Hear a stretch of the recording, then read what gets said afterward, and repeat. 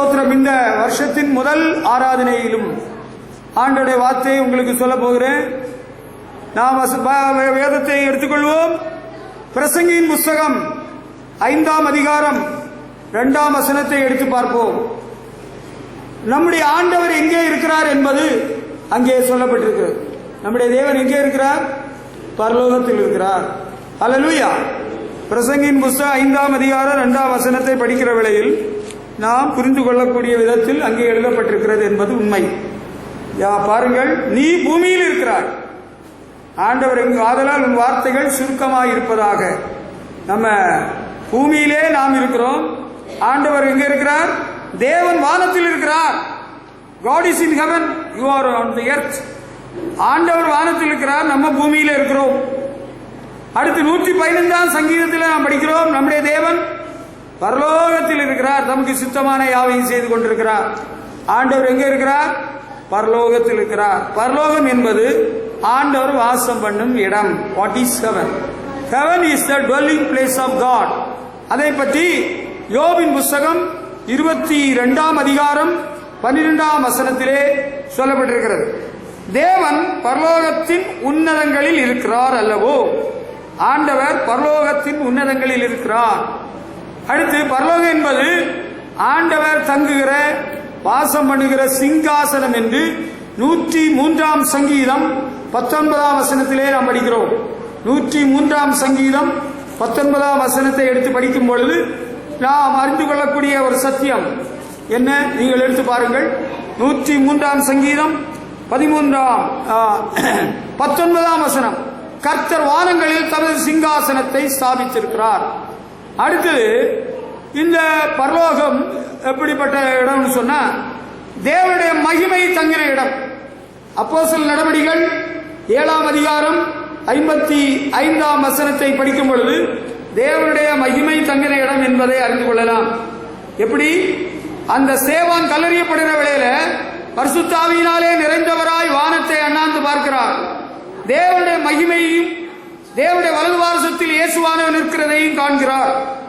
தேவனுடைய மகிமை தங்கின இடம்தான் பரலோகம். அல்லேலூயா. அடுத்து பரலோகத்தில் யாரு இருப்பா, வாசம் பண்ணுவான்னா 2 கொரிந்தியர் 5ஆம் அதிகாரம் 1ஆம் வசனத்தில் இருக்கு. பூமிக்குரிய கூடாரமாகிய நம்முடைய வீடு அழிந்து போனாலும் தேவனால் கட்டப்பட்ட கைவேலை அல்லாத நிச்சய வீடு பரலோகத்திலே நமக்கு உண்டு என்று அறிந்திருக்கிறோம். இது ரட்சிக்கப்பட்ட தேவனுடைய பிள்ளைகளுடைய வாசஸ்தலம் பரலோகம். விசுவாசிகள் மரித்த பிறகு வாசம் பண்ணுகிற இடம் தான் பரலோகம். ஹல்லேலூயா. அது நமக்கு ஒரு சந்தோஷத்தை கொடுக்கிறது. நம்ம மரித்த பிறகு எங்கே போவோம்? பரலோகத்துக்கு செல்வோம். பரலோகத்தில் தான் நமக்கு வீடு இருக்கிறது. ஹல்லேலூயா. ஆமா, அது மட்டுமல்ல, வெளிப்படுத்தின விசேஷம் 7ஆம் அதிகாரத்தை நாம் எடுத்து படிக்கிற வேளையில வெளிப்படுத்தல் 7ஆம் அதிகாரம் 9-10 வசனங்களை படிக்கிற வேளையில அங்கே யோவான் தரிசனத்திலே பார்க்கிறார். சகல ஜாதிகளிலும் கோத்திரங்களிலும் ஜனங்களிலும் பாஷைக்காரிலிருந்து வந்தது ஒருவனும் எண்ணக்கூடாதமான திரளான ஜனங்கள் வெள்ளை அங்கிகளை தரித்து கைகளில் குருத்தோலைகளை பிடித்து சிங்காசனத்துக்கு முன்பாக ஆட்டுக்குட்டியானுக்கு முன்பாக நிற்க கண்டேன். அவர்கள் மகா சத்தமிட்டு, ரட்சிப்பின் மகிமை சிங்காசனத்தில் மேல் வீற்றிருக்கிற எங்கள் தேவனுக்கு ஆட்டுக்குட்டியானவருக்கு உண்டாவதாக என்று ஆர்ப்பரித்தார்கள். அப்ப பரலோகம் எதிர்காலத்தில் விசுவாசிகளுக்கு தேவன் வாக்கு பண்ணி இருக்கிற இடம். ஹல்லேலூயா. கர்த்தருக்கு ஸ்தோத்திரம். பரலோகம் எப்படி இருக்கும் தெரியுமா? பரலோகம் முடிவில்லாத ஒரு இடம். பரலோகத்தில் மகிமை தங்கி இருக்கும். கர்த்தருக்கு ஸ்தோத்திரம். மகிமை நிறைந்த இடம். A place of glory without end. மகிமையான ஒரு இடம் தான் பரலோகம். பரலோகத்தை பற்றி இன்றைக்கு ஒருத்தனுக்கு தெரியாதனால என்னதான் அவன் வீடு போல அவன் கூடு போல நினைச்சிட்டு இருக்கிறாங்க. இல்ல, மகிமை தங்குகிற இடம் தான் பரலோகம். 1 கொரிந்தியர் 2:9 தேவன் தம்மில் அன்புகளுக்கு ஆயத்தம் பண்ணினவைகளை கண் காணவில்லை, காது கேட்கவில்லை, அவைகள் மனுஷனுடைய இதயத்தில் தோன்றவும் இல்லை என்று எழுதப்பட்டிருக்கு. பாருங்க, ஒரு மகிமை நிறைந்த இடம். மத்தேயு 13ஆம் அதிகாரம் 43ஆம் வசனத்தை படிக்கிற வேளையில அங்கே எழுதப்பட்டிருக்கிறது. பரலோகம் எப்படிப்பட்ட இடம் என்று பார்த்தால் பாருங்கள், நீதிமான்கள் பிதாவின் ராஜ்யத்திலே சூரியனை போல பிரகாசிப்பார்கள். நீதிமான்கள் தங்கி இருக்கிற இடம் பரலோகம். அங்கு அவர்கள் பிரகாசிப்பார்கள், சூரியனை போல பிரகாசிப்பார்கள். ஹல்லேலூயா.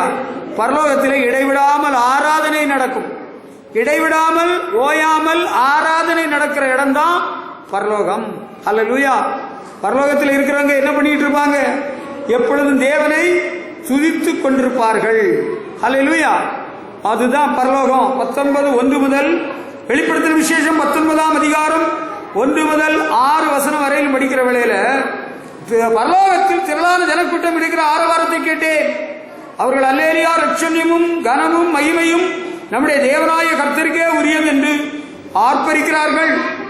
அடுத்து திரளான ஜனங்கள் இடும் ஆரவாரம் போல, 6ஆம் வசனம், பெருவெள்ள இரைச்சல் போல, பலத்த இடி முழக்கம் போல சத்தம் உண்டாகி சர்வவல்லமையுள்ள தேவனாய கர்த்தர் ராஜரீகம் பண்ணுகிறார் என்று சந்தோஷப்பட்டு ஆண்டவரை துதிக்கிறார்கள். ஹல்லேலூயா. பரலோகத்துக்கு ஒரு முடிவே கிடையாது. பரலோகம் கொஞ்ச நாள் தான் இருக்கும், பிறகு மாறி போயிரும் சொல்றதுக்கு இடமே கிடையாது. அதை பற்றி நாம் வேதத்திலே படிக்கலாம்.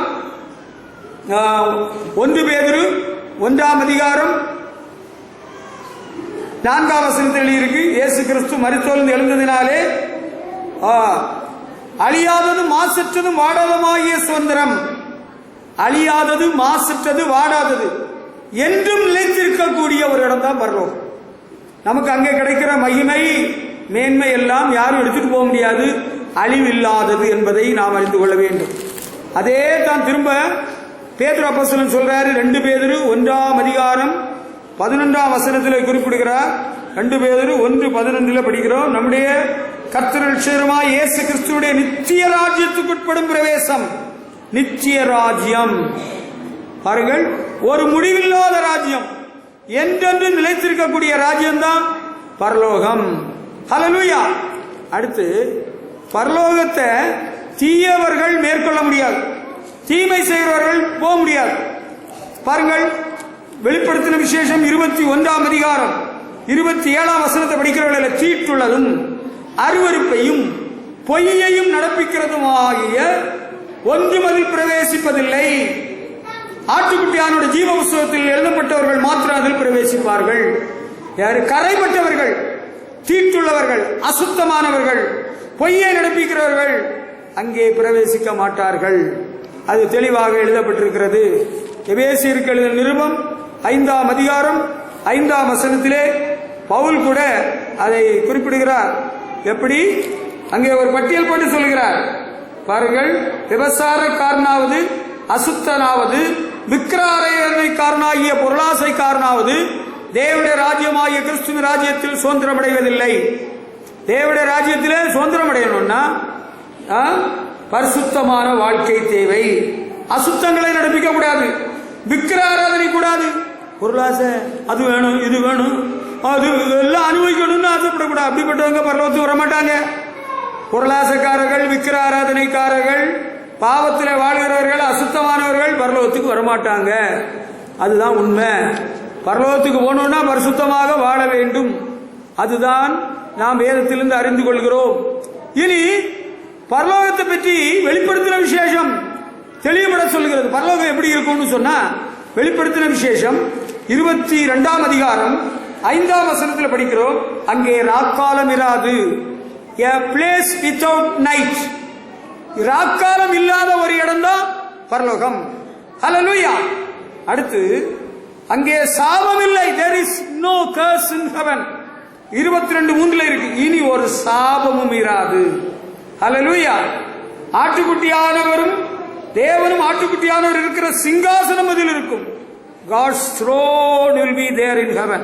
கர்த்தருக்கு ஸ்தோத்திரம். அடுத்து அங்கே வலி இல்லை, வேதனை இல்லாம, a place without pain. அது 21ஆம் அதிகாரம் 4ஆம் வசனத்தில் எழுதியிருக்கு. அங்கே மரணம் இல்லை, துக்கம் இல்லை, அலறல் இல்லை, வருத்தம் இல்லை. ஹல்லேலூயா. எங்க? பரலோகத்தில். கர்த்தருக்கு ஸ்தோத்திரம். ஹல்லேலூயா. இப்படிப்பட்ட பரலோகத்துக்கு தான் நம்ம ஆயத்தமாகி கொண்டிருக்கிறோம். இப்படிப்பட்ட பரலோகத்துக்கு தான் நம்ம போகிற என்ன செய்யணும்? தீர்மானிக்கணும். பரலோகத்துக்கு போகணும்னு விரும்புறீங்களா? பரலோகத்துக்கு போகணும்னு விரும்புறவங்க கர்த்தருக்கு மகிமை செலுத்துவோம். ஹல்லேலூயா.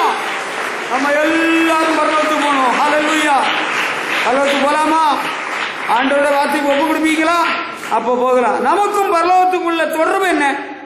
What is our link with heaven? பரலோகத்துக்கு நமக்கு உள்ள தொடர்பு என்னன்னு பார்த்தா, அப்போஸ்தலனாகிய பவுல் தன்னுடைய நிருபத்திலே குறிப்பிடுகிறார்.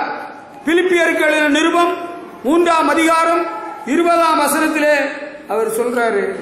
படிச்சு பார்ப்போமா? அங்க இருக்கு, நம்முடைய குடியிருப்போ பரலோகத்தில் இருக்கிறது, அங்கே இருந்து கர்த்தராகிய இயேசு கிறிஸ்து ரட்சகர் வரை எதிர்பார்த்துக் கொண்டிருக்கிறோம். ஹல்லேலூயா. Our dwelling place is there in heaven. Hallelujah. பரலோகத்தில தான் நம்ம குடியிருக்க போகிறோம். ஆண்டவரை உத்தமமாய் பின்பற்றி சேவிக்கிறவர்கள், ஆண்டவருடைய ராஜ்யத்துக்கு ஆயத்தமாக வாழ்கிறவர்கள் குடியிருக்க போகிற தேசம் பரலோகம். We belong to heaven. Hallelujah. அடுத்து நம்ம அங்க போனா அங்கே we are enthroned there. எபேசியர் 2ஆம் அதிகாரம் 6ஆம் வசனத்தை படித்து பார்த்தால் சொல்கிறார், இயேசு கிறிஸ்து மூலமாய் தமக்கு சுவிகார புத்திரராகும்படி முன்குறித்திருக்கிறார். நம்மை இயேசு கிறிஸ்து மூலமாய் சுவிகார புத்திரராகும்படி முன்குறித்திருக்கிறார். நமக்கு சுவிகார புத்திரம், நம்ம பிள்ளைகள் என்கிற உரிமையை அனுபவிக்க போகும் இடம்தான் பரலோகம். ஹல்லேலூயா. நம்முடைய வாழ்வின் லட்சியமே எங்க இருக்கு? அவர் சோர்ஸ் ஆஃப் லைஃப். வாழ்வின் குறிக்கோள் லட்சியமே எங்க இருக்கு?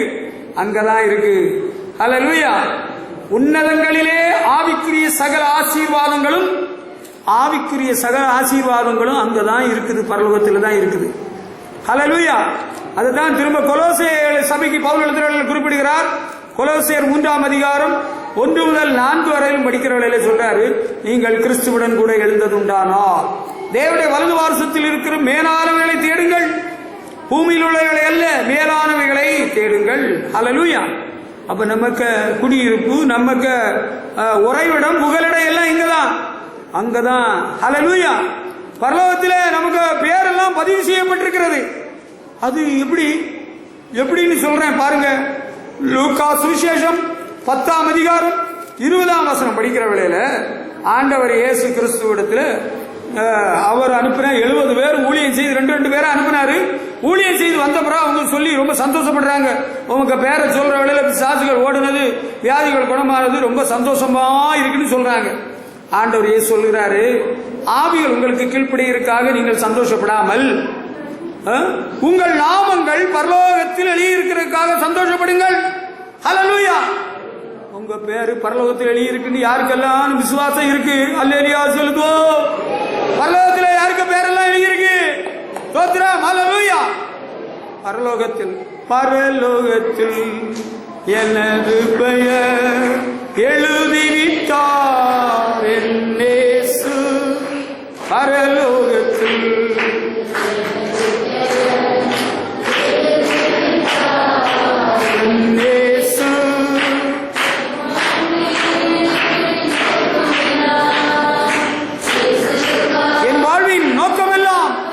இயேசுவுக்காய் வாழ்வதுதான்.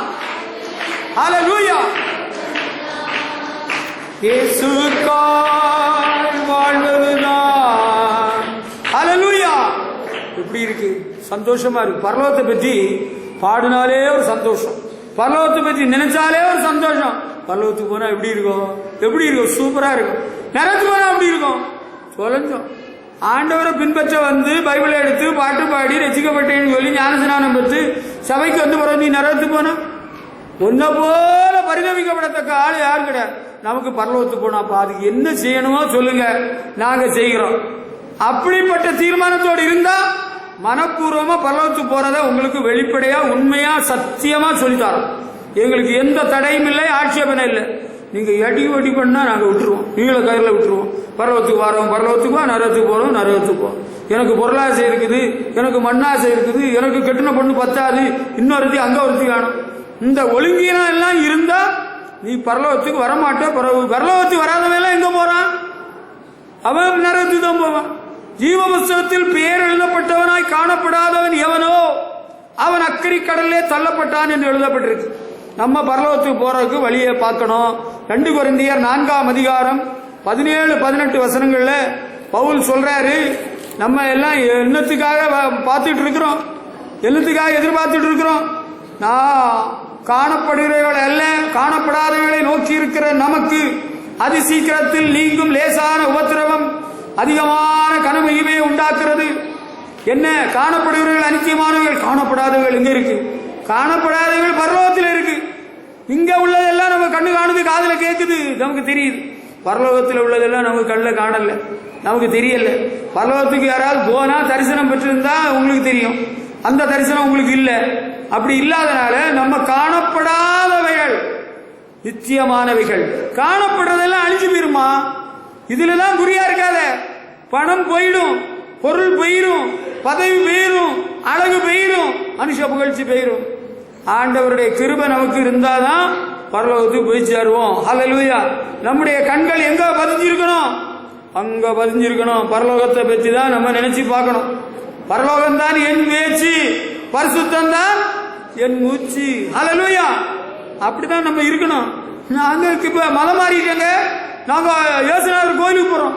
அப்படியா? நீங்க பரலோகத்துக்கு போவீங்களா? பரலோகத்துக்கு போகணும்னு உள்ள வாஞ்சையோடு, அந்த நிச்சயத்தோடு, ஆண்டவர் பயந்து பாவத்தை எல்லாம் இயேசுநாதரிடத்துல சொல்லி மன்னிப்பு பெற்று பாவத்தை விட்டு நாங்க இப்ப ஒழுங்கா வாழ்றோங்க.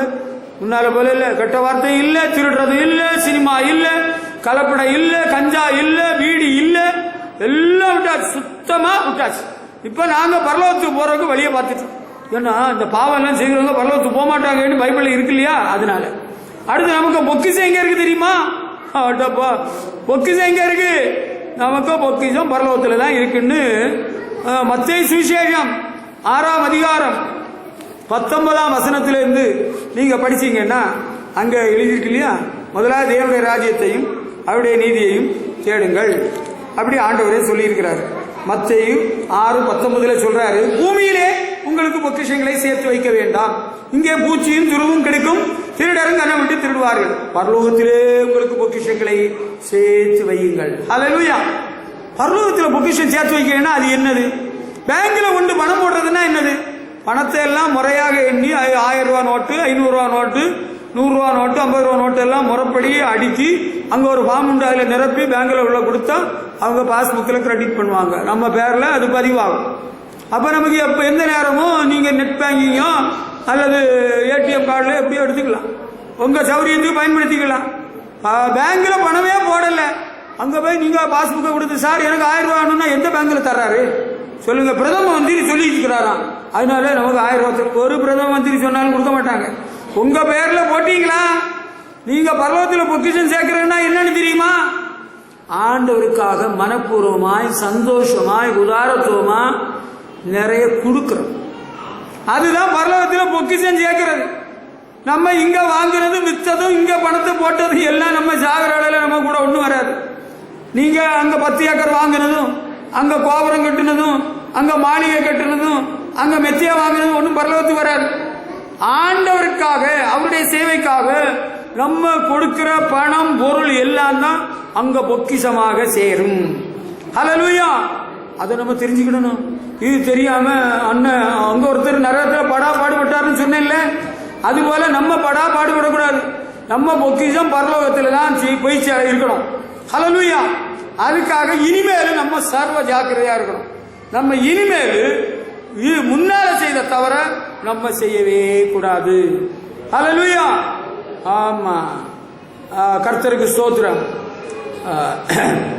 நம்ம எங்க போறதுக்கு அழைக்கப்பட்டிருக்கிறோம் தெரியுமா? நம்ம ஆண்டவர் எங்க போறதுக்கு கூப்பிட்டாரு? உங்களை ஆண்டவர் எதுக்கு கூப்பிட்டாரு? அவருடைய ராஜ்யத்துக்கு போறதுக்கு தான் உங்களை கூப்பிட்டாரு. நீங்க ரூட்டு மாறக்கூடாது, பிசாசுக்கு சரி சாய்க்க கூடாது. நீங்க வேற ரூட்டு மாறிட்டீங்க, சாத்தான் கொள்ளை கொண்டு போய் விடுவான். பிலிப்பிய சபைக்கு பவுல் எழுதும் பொழுது சொல்கிறார், பிலிப்பியர் 3ஆம் அதிகாரம் 13-14 வசனங்கள்ல கூட அப்போஸ்தலனாகிய பவுல் 3:13-14 சொல்றார் பாருங்க. சகோதரரே, நான் பிடித்துக் கொண்டேன் என்று எண்ணவில்லை, கிறிஸ்து இயேசுவுக்குள் தேவன் அழைத்த பரம அழைப்பின் பந்தய பொருளுக்காக இலக்கை நோக்கி தொடர்கிறேன். அல்லேலூயா. இந்த சிந்தையா இருங்கள்னு பவுல் சொல்கிறார். கர்த்தருக்கு ஸ்தோத்திரம். இன்னும் வெளிப்படையாக ஆண்டவரே சீஷலத்தில் சொல்றார், யோவான் 14:1-3 வரை படிக்கிற வேளையில, உங்கள் இருதயம் கலங்காதிருப்பதாக தேவனிடத்தில் விசுவாசமாயிருங்கள். ஆண்டவர் பரலோகத்துக்கு போறதுக்கு முன்னால சீஷலத்தில் கடைசியா சொல்றார், நான் போய் உங்களுக்காக ஒரு ஸ்தலத்தை ஆயத்தம் பண்ண பிறகு உங்களை கூட்டிக் கொண்டு போக வருவேன். சொன்னாரா இல்லையா? சொன்னார். பரலோகத்துக்கு சொந்தக்காரர் யாரு? பரலோகத்துக்கு சொந்தக்காரர் யாரு? யார் அவரு? டாட்டாவா, பிர்லாவா, அப்புறம் அவர் எந்த மினிஸ்டர்? ஒரு மினிஸ்டரும் கிடையாது. இயேசு கிறிஸ்து தான் பரலோகத்தின் சொந்தக்காரர். அதான் இயேசு கிறிஸ்து ரொம்ப தெளிவா சொன்னாரு, நானே வழியும் சத்தியமும் ஜீவனுமா இருக்கிறேன், என்னை அல்லாமல் ஒருவனும் பிதாவினிடத்தில் வரான் என்று ஆண்டவர் சொன்னது அதுதான். இப்ப புரியுதா அன்பான தேவனுடைய பிள்ளைகளே? பரலோகத்துக்கு போகணும்னா இயேசுவை சொந்த ரட்சகராக ஏற்று அவரை சேவிக்கணும், பாவத்தை விடணும், அசுத்த வாழ்க்கையை விடணும், பரலோகத்துக்கு போகணும்னு ஒரு வாஞ்சியை எண்ணத்தை உருவாக்க வேண்டும். ஹல்லேலூயா. பரலோகத்தில் நம்முடைய ஆண்டவர் இருக்கிறார், பரிசுத்த தூதர்கள் இருக்கிறார்கள், பரிசுத்தவான்கள் வாசம் பண்ணுவார்கள். பாவிகள் அங்கே கிடையாது, அசுத்தர்கள் அங்கே இல்லை, பரியாசக்காரன் அங்கே இல்லை. ஆமா, நம்ம எல்லாம் ஆண்டவருக்கு பயந்து அவர் வழியில் நடக்க வேண்டும். ஹல்லேலூயா. நரகத்தில் யாரு கிடக்குறாங்கன்னு உங்களுக்கு தெரியுமா? நான் இதை சும்மா சுருக்கமா சொல்லிட்டு போறேன். தேவனற்றவர்கள், காட்லெஸ் பீப்புள். ஏசாயா 33 அதிகாரம் 14 வசனம். ஒரு கூட்டம் கிடக்குறாங்க, நரகத்தில் கிடக்குறாங்க. அடுத்து முரட்டாட்டம் உள்ளவர்கள் நரகத்தில் கிடக்குறாங்க. எல்லாம் ஏட்டிக்கு போட்டி பேசுவானுங்க. எங்களுக்கு எல்லாம் தெரியும்டா, நாங்க எல்லாம் பார்த்துக்கிடுவோம், நாங்க சாட்சி விடுவோம், நாங்க ஏனிய வச்சு யோசனார்கிட்ட போயிடுவோம். Rebellious people, people who are rebels. ஆண்டவர் விரோதமா ஏசாயா 66:24 இருக்கு. அடுத்து இந்த வேண்டாத தீமையான முரண்பாடான பேச்சு பேசுறாங்க இல்ல, அவங்க எல்லாம் நரகத்தில் கிடக்குறாங்க. அதுதான் மத்தேயு சுவிசேஷம் 5 அதிகாரம் 22 வசனத்தில் எழுதப்பட்டிருக்கு. மத்தேயு 5:28 எடுத்து நீங்கள் பார்த்தால் உங்களுக்கு வசனம் சத்தியம் புரிந்துவிடும். வசனமே நாங்க எடுக்க மாட்டோம், படிக்க மாட்டோம்னா சத்தியம் புரியாது. பாருங்கள், நியாயம் இல்லாமல் கோபித்துக் கொள்கிறவன், மூடனே என்று சொல்கிறவன் எரிநரகத்துக்கு ஏதுவாயிருப்பான். பாருங்கள், முகாந்திரம் இல்லாமல் கோபித்துக் கொள்கிறவன், தாறுமாறான வார்த்தைகளை பேசுகிறவன், அதுதான் அங்கே குறிப்பிடப்பட்டிருக்கிறது. அடுத்து இன்னொன்று யாருன்னா நரகத்துக்கு போகிறவங்க யாருன்னா மத்தேயு சுவிசேஷம் 18 அதிகாரம் 8-9 வசனங்கள்ல ஆண்டவரே சொல்றாரு. மத்தேயு 18:8-9 படிச்சீங்கன்னா யார் நரகத்துக்கு போறா? அங்க ஒரு பட்டியல் இருக்கு இல்லையா? 18:8-9 ஆண்டவர் சொல்றாரு, கையாவது காலாவது இடர் உண்டாக்கினா தரித்து போடு, நீ நிச்சய ஜீவனுக்கு போறதுக்கு வழிய பாரு. 2 கண் உள்ளவனா நரகத்துக்கு போறதை விட 1 கண் உள்ளவனா பரலோகத்துக்கு போன்னு சொல்றாரு. அப்ப இவங்க வாழ்க்கையில தவறான தீர்மானத்தில் நடக்கிறவர்கள். 2 கண் இருக்குது, சினிமாவை பார்க்கறது, 2 கால் நல்லா இருக்குது, பாவ இச்சைகளுக்கு உடன்படுகிறது. அப்படிப்பட்டவங்க நரகத்துக்கு போயிருவாங்க. அடுத்து மத்தேயு 23:33 ஆண்டவர் சொல்றாரு, பரிசேயர்கள் நரகத்துக்கு போறாங்க. அவங்க யாரு பரிசேயர்கள்? ஆபிரகாமின் சந்ததியா, தேவனங்களுக்கு பிதா என்று சொல்கிறவர்கள், பண்டிகை எல்லாம் கொண்டாடுறவங்க, கிறிஸ்துமஸ் கொண்டாடுறவங்க, புதிய வருஷம் கொண்டாடுறவங்க, இனி பொங்கல் கொண்டாடுவானுங்க. தம்பி, பரலோகத்துக்கு போகணும்னா பரிசேய ஆவி இருக்கக்கூடாது. பரிசேயர்கள் பரலோகத்துக்கு போக மாட்டாங்க, அதை மட்டும் நம்ம தெரிஞ்சுக்கிடணும். ஆமா, பரிசேயர்கள் மாயக்காரர்கள், வேதவாரர்கள். பரிசேயர்கள் 29 ஆரம்பிக்குது. மத்தேயு 23:29 33 வரையிலும் சொல்லப்பட்டிருக்கிறது. நரகாக்கினிக்கு எப்படி தப்பித்துக் கொள்வீர்கள்? ஆண்டவர் கேட்கிறாரு. ஆமா, உங்கள் பிதாக்களின் அக்கிரம அளவை நிரப்புங்கள், தீர்க்கதரிசிகளை கொலை செய்தவர்களுக்கு புத்திராய் இருக்கிறீர்கள், இரத்த பலிக்கு உடன்பட்டிருக்க மாட்டோம் என்கிறீர்கள். தேவனுடைய ஊழியக்காரர்களுக்கு விரோதமாக தீமை செய்தவர்கள் பரிசேயர்கள், அவங்க பரலோகத்துக்கு வரமாட்டாங்களாம். அடுத்து மத்தேயு 25:41 ஆண்டவர் இயேசு சொல்கிறார், இன்னொரு கூட்டம் சொல்றாரு. யார் அவங்க? அநியாயக்காரர். பாருங்க, அவங்க என்ன பண்ணியிருக்காங்கன்னா 25:41 இடது பக்கத்தில் இருக்கிறவர்களை பார்த்து சபிக்கப்பட்டவர்கள் என்று சொல்கிறார். சாசுக்காக அவன் தூதர்களுக்காக ஆயத்தம் பண்ண இடத்துல போங்க, நரகத்துக்கு போங்க, நித்திய அக்கினியில போங்க. ஏன்னா பசியாயிருந்தேன், போதனம் கொடுக்கவில்லை, தாகமாயிருந்தேன், தாகத்தை தீர்க்கவில்லை, அந்நியனாயிருந்தேன், சேர்த்துக் கொள்ளவில்லை, வஸ்திரமில்லாத இருந்தேன், கொடுக்கல, வியாதி உள்ளவனாயிருந்தேன், காவல் அடைக்கப்பட்டவனா இருந்தேன், நீங்க விசாரிக்கலன்னு சொல்றார். நாங்க எப்ப கண்டோம், எப்படி நீர் எப்ப இருந்தீர்னு கேட்கிறாங்க. இந்த சிறியரில் ஒருவருக்கு நீங்கள் எதை செய்யாதிருந்தீர்களோ அதை எனக்கே செய்யாதிருந்தீர்கள். அநியாயக்கார தேவனுடைய ராஜ்யத்தை சுதந்திரிப்பதில்லை. தேவ பிள்ளைகளை உபசரிக்கணும், தேவ பிள்ளைகளை விசாரிக்கணும், தேவனுடைய பிள்ளைகளுக்கு உதவி செய்ய வேண்டும். அல்லேலூயா. அடுத்து வெளிப்படுத்தல் 16 அதிகாரம் 10 வசனத்தில் அந்த மிருகத்தின் முத்திரையை தரித்தவர்கள், those who are with the mark of the beast, அந்த மிருகத்தின் முத்திரை 666 முத்திரை தரித்தவர்கள் நரகத்துக்கு போகிறார்கள். அடுத்து வெளிப்படுத்தல் 19ஆம் அதிகாரம் 20ஆம் வசனத்தில் அந்த மிருகமும் கள்ளத்தீர்க்கதரிசியும் அக்கினி கடலிலே தள்ளப்பட்டார்கள். கள்ளத்தீர்க்கதரிசி நிறைய கள்ளத்தீர்க்கதரிசின்னு எல்லாம் சொல்லிட்டு வரான்ல, பைபிளை வச்சுட்டு ஏசுனாருக்க பேர்ல அவன் எல்லாம் நரகத்துக்கு தான் போறான். 20ஆம் அதிகாரம் 10ஆம் வசனத்தில் சாத்தான் தள்ளப்படுகிறான். பிசாசு எங்க போவான்? அவனுக்கு அங்க கோயில் கட்டுவாங்களோ, அவன் நரகத்திலே தள்ளப்படுவான். மரணமும் பாதாளமும் நரகத்திலே தள்ளப்பட்டது என்று 20:14 சொல்லப்பட்டிருக்கிறது. ஹல்லேலூயா. யாருக்கு பேரெல்லாம் ஜீவ புத்தகத்தில் இல்லையோ, வெளிப்படுத்தல் 20:15 இருக்கு, அவங்களும் நரகத்தில் தள்ளப்படுறாங்க. அடுத்து 21ஆம் அதிகாரம், வெளிப்படுத்தல் 21ஆம் அதிகாரம் 8ஆம் வசனத்தில் இருக்கு, பயப்படுகிறவர்கள், அவிசுவாசிகள், அருவருப்பானவர்கள், கொலைபாதகர், விபசாரக்காரர், சூனியக்காரர், விக்கிரகாராதனைக்காரர், பொய்யர், நரகத்து பொய்யஸ். கவனிக்கிறீங்க? Come on please listen.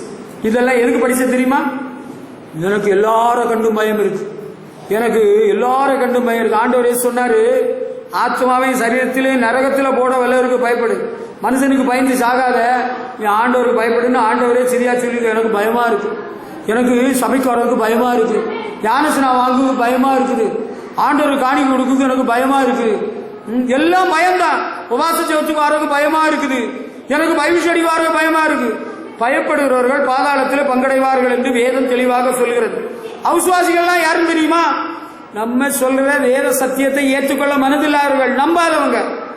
ஊர்பட்ட கதையும் காவியமும் புராணத்தையும் நம்புவான், ஆண்டோட வார்த்தையை நம்பாதவன் தான் அவிசுவாசி. அருவருப்பானவர்கள், evil people, people who are living in sin, அசுத்தமானதை செய்கிறவர்கள், கொலைகாரர்கள். பெரிய ஆளை கொன்னாலும் சரி, குழந்தையை கொன்னாலும் சரி, குழந்தையை கொன்னவ எல்லாம் பரலோகத்துக்கு வரமாட்டா. பாவ மன்னிப்பு பெற்று ஆண்டவர்கிட்ட அழுது மன்னிப்பு கேட்டாதான் பரலோகத்துக்கு வர முடியும். யாரும் தப்பு பண்ணல, எல்லாரும் தான் தப்பு பண்றாங்க.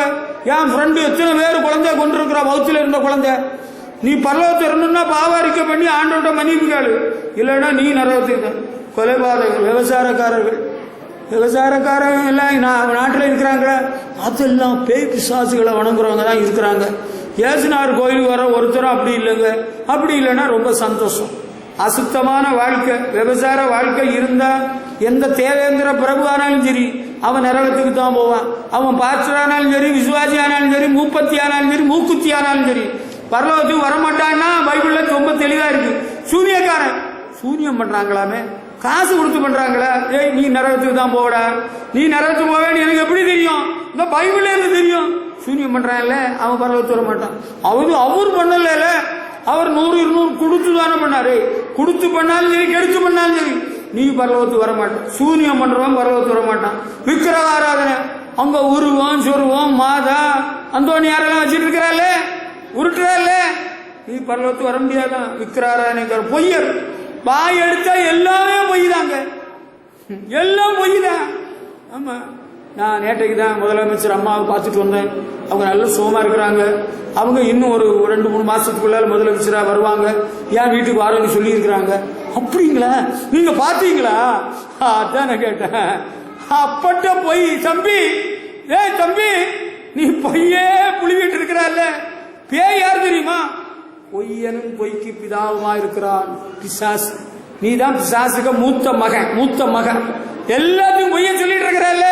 நீ பரலோகத்துக்கே வரமாட்டேன். நல்ல யோசனை பண்ணி சொல்லணும், என்ன மாட்டாம சொல்லணும். யார்கிட்டயும் நம்ம அடிச்சு விட்டுருவோம், பாஸ்டர்ட்ட சரி, சிஸ்டர்ட்ட சரி, சபையில சரி, சாட்சியா வேணும்னு அடிச்சு விட்டுருவோமே, சாட்சி கூட பொய்யா சொல்லிடலாமே. இந்த பாரு, நீயானாலும் எவனானாலும் பொய்ய சொல்றவன் பரலோகத்துக்கு வரமாட்டான், அவன் நரகத்துக்கு தான் போயிடுவான். நமக்கு இனிமேலும் பரலோகத்துக்கு தான் போறதுக்கு வழியை பார்க்கணும். நரகத்துக்கு போக வேண்டாம்.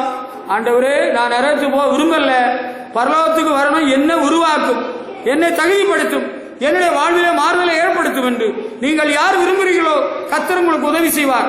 இப்பொழுதே முழங்கால் படியிடுவோம், ஆண்டவரிடத்திலே மன்றாடுவோம். ஹல்லேலூயா, ஹல்லேலூயா. தம்முடைய குமாரனாகிய கிறிஸ்துவை நமக்காக தந்தருளினார், நித்திய ஜீவனை பெற்றுக்கொள்ள, என்றென்றும் அவருடைய ராஜ்யத்திலே வாழுவதற்கு. அதை விட்டுக்கிட்டு நம்ம இனிமேல் இந்த நரகத்துக்கு போகவே கூடாது. பாவத்துக்கு இடம் கொடுக்க கூடாது, பிசாசுக்கு இடம் கொடுக்க கூடாது, உலக சிற்றின்பங்களுக்கு இடம் கொடுக்க கூடாது. சத்தியத்தை அறிந்து கொண்டோம், சத்தியத்தின் பாதையிலே நடப்போம். ஆண்டவரிடத்தில் ஒப்பு கொடுக்குறீங்களா? எல்லாரும் கண்ண முடுங்க. என்னுடைய வார்த்தையை கேட்கிற தேவனுடைய பிள்ளையே, இன்றைக்கு உன்னுடைய வாழ்க்கையில் நீ தீர்மானம் பண்ணணும். அல்லேலூயா, அல்லேலூயா. நான் இயேசுவுக்காக வாழ்வேன், இயேசுவை இரட்சகராக ஏற்றுக்கொள்கிறேன், அவர் வழியில் நடப்பேன், அவருடைய போதகத்தை ஏற்றுக்கொள்கிறேன், தவறான காரியங்களை விட்டு விடுகிறேன், பாவ பழக்க வழக்கங்களை விட்டு விடுகிறேன், ஆண்டவருக்கு பயந்து வாழ்வேன், அவரையே சேவிப்பேன், அவர் வழியில நடப்பேன். எனக்கு எவன் என்ன சொல்லி தந்தால் தவறானதுக்கு நான் உடம்பட மாட்டேன். அல்லேலூயா, அல்லேலூயா. பாவியை ஒருபோதும் தள்ளாத நேசர் வாயென்று அழைக்கிறார். அல்லேலூயா, அல்லேலூயா. நினையாத நேரம் மரணம் சந்தித்தால் நிச்சயத்தை நீ எங்கு கழிப்பாய்? இன்றைக்கே நீ தீர்மானிக்கணும். அல்லேலூயா. Any time you may die. நீ எந்த நேரத்தில் சாவேன்னு உனக்கே தெரியாது. அல்லேலூயா. ஆண்டவரே, நான் உயிரோடு வாழணும், நான் இன்னும் கொஞ்சம் காலம் வாழணும், உமக்காக வாழணும், உமக்கு ராஜ்யத்துக்கு வரணும். ஆண்டவர்கிட்ட சொல்றியா?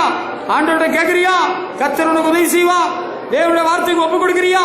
Glory to God. Hallelujah, hallelujah, hallelujah. பாவியை ஒருபோதும் தள்ளாத நேசர் உன்னை வா என்று அழைக்கிறார். Hallelujah, glory to God.